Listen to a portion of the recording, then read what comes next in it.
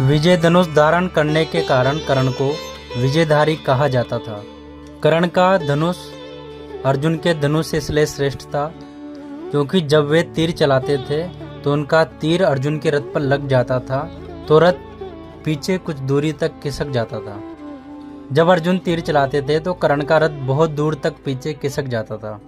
अर्जुन ने श्री कृष्ण से पूछा कि मेरे तीर से कर्ण का रथ बहुत दूर तक चला जाता है जबकि उसके तीर से मेरा रथ कुछ कदम ही पीछे जाता है, फिर भी आप मेरी नहीं उस कर्ण की क्यों तारीफ करते हैं। इस सवाल के जवाब में श्री कृष्ण कहते हैं, तुम्हारे रथ पर हनुमान जी स्वयं विराजमान है, फिर भी कर्ण के तीर में इतनी क्षमता है कि वो हमारे रथ को कुछ कदम पीछे धकेल देता है।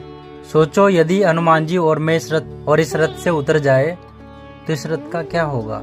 अर्जुन उनकी बात समझ जाता है। श्री कृष्ण ने यह भी कहा था कि जब तक कर्ण के हाथ में उसका विजय धनुष है तब तक तीनों लोकों के योद्धा एक साथ मिलकर भी कर्ण को नहीं हरा सकते। कर्ण के विजय धनुष में ऐसी ऐसी खूबियां थी जो अर्जुन के गांडीव धनुष में भी नहीं थी।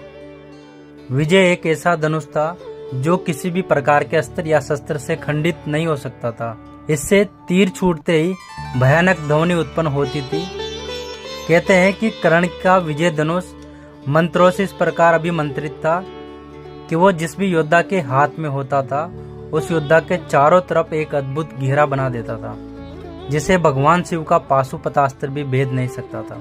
मंत्रों से अभिमंत्रित होने के कारण उस विजय धनुष पर जिस भी बाण को रखकर चलाया जाता था उस बाण की ताकत उसकी वास्तविक ताकत से कहीं गुना बढ़ जाती थी।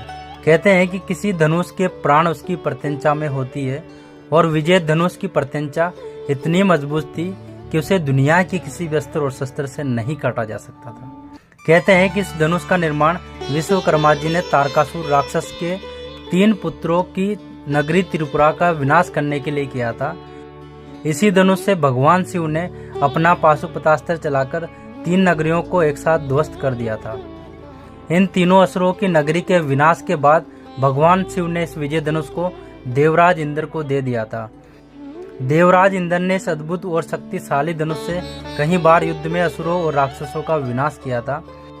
बाद में परशुराम ने हे वंशी क्षत्रियों के विनाश के लिए भगवान शंकर की तपस्या करके उनसे यह धनुष मांगा था, तो भगवान शंकर ने इस धनुष को इंद्र से लेकर परशुराम को दिया था।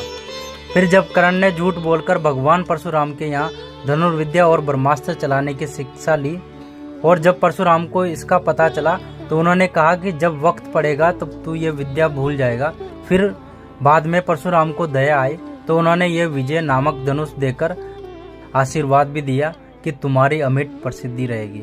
और युद्ध के अंतिम समय में कर्ण ने विजय धनुष का उपयोग किया था। अगर आपको वीडियो पसंद आए तो वीडियो को लाइक करें और कमेंट करके हमें ज़रूर बताएं कि आपको वीडियो कैसा लगा।